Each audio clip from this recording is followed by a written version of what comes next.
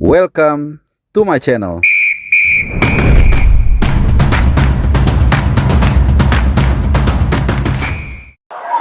Ya, pertandingan antara Indonesia dan Australia baru saja berakhir. Kedua tim bermain imbang kacamata alias 0-0 pada pertandingan matchday kedua dari grup C kualifikasi Piala Dunia 2026. Dan tentunya kalian sudah mengetahui hasil ini, sebuah hasil yang disambut cukup happy oleh 70.000 lebih, 70.059 tepatnya fans Indonesia. Mungkin ada juga sebagian fans Australia yang memadati Gelora Bung Karno. Pertandingan yang sangat seru, yang tentunya juga membuat jantung kita agak berdegup kencang. Di babak yang pertama, kalau kita lihat, apalagi di awal-awal 3-5 menit pertama, tampil sangat luar biasa. Bahkan kita sudah mendapatkan 2-3 tendangan penjuru.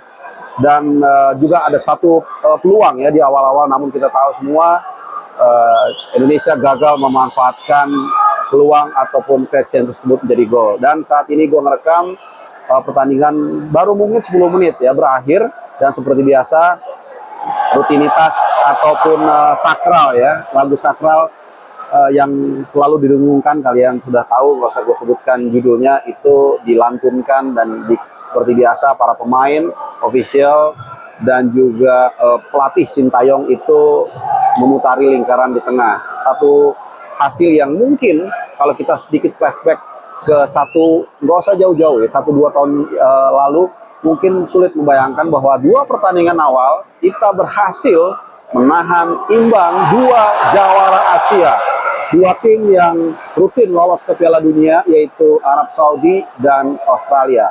Bahkan kalau kita menapak tilas sedikit ke 5 hari yang lalu, kita mencuri poin 1 angka dari Jeddah dalam lawatan kita perdana.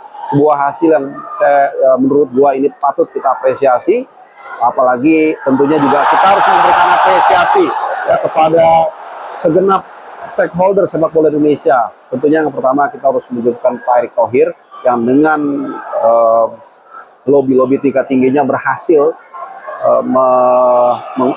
menghandle Martin Paes sehingga akhirnya bisa tampil di 2 laga perdana yang sangat krusial. Kita lihat bagaimana peran dari Martin Paes memegang fungsi yang sangat vital, di mana dia menjadi man of the match dalam 2 laga perdana di grup C ini. Di pertandingan menghadapi Arab Saudi, dia bukan hanya melakukan begitu banyak penyelamatan di open play, tapi juga 1 penalti yang gagal dieksekusi oleh Arab Saudi. Bahkan di pertandingan yang berlangsung di Gelora Bung Karno yang baru saja berlangsung, Martin Paes juga tampil sangat gemilang, menghalau beberapa peluang dari Australia yang tampaknya juga cukup terkejut ya melihat Indonesia yang secara peringkat terpampang sepanjang 100 gap lebih. Tapi kita lihat ternyata kita berhasil, Martin Paes berhasil menjaga benteng pertahanan Indonesia tidak kebobolan di pertandingan kali ini. Sebaliknya, tekanan tentunya ada di kubu Australia, terutama Graham Arnold yang di 2 laga awal gagal mengemas angka maksimal, bahkan tidak berhasil mencetak gol. Menghadapi Bahrain, Australia hanya bermain kalah 1-0, dan di pertandingan menghadapi Indonesia, tim dari 18 di round 3 yang paling rendah juga kembali gagal mencetak gol dan juga meraih poin penuh. Dan tentunya juga perlu gue update dari hasil di pertandingan lain di grup yang sama, yaitu Cina dan Arab Saudi. Arab Saudi berhasil menang 2-1. Hingga saat ini Cina ada di posisi paling buncit ya dengan 0 poin ya, sementara Indonesia tentunya ada di posisi 4 untuk sementara ini dengan mengantongi 2 poin, tapi Indonesia belum terkalahkan. Nah, terkait dengan pertandingan tadi, strategi dan juga menurut gua kejituan atau kejelian Sintayong untuk tidak kehabisan bensin di babak kedua berhasil dia lakukan.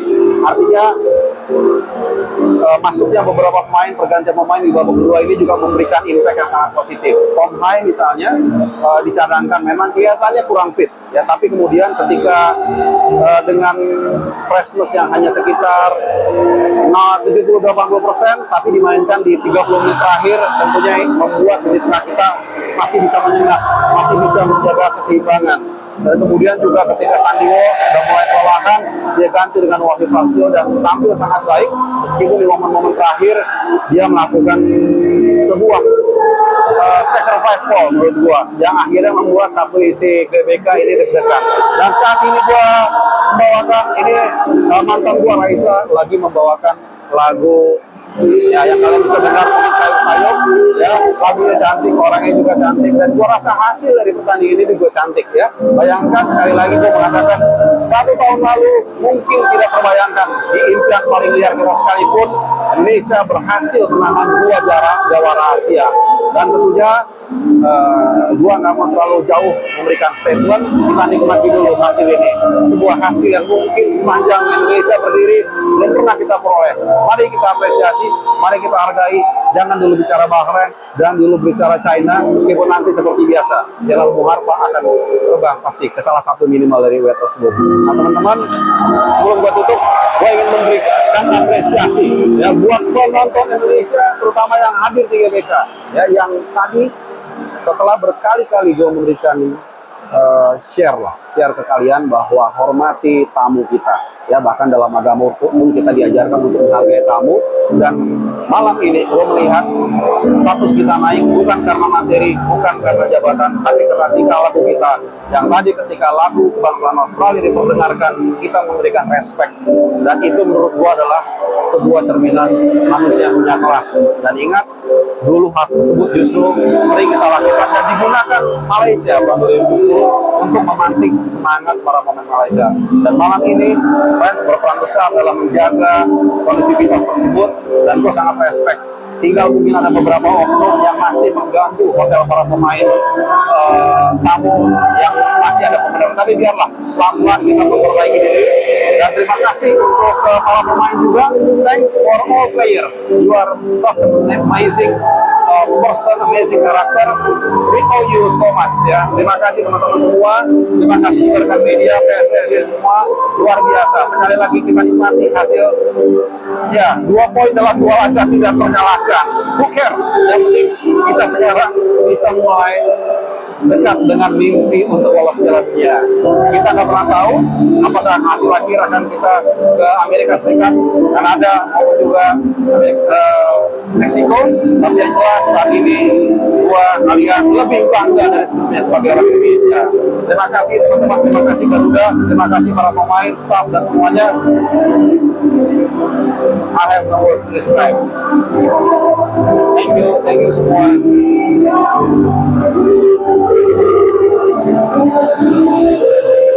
Sampai jumpa bulan Oktober. Bye.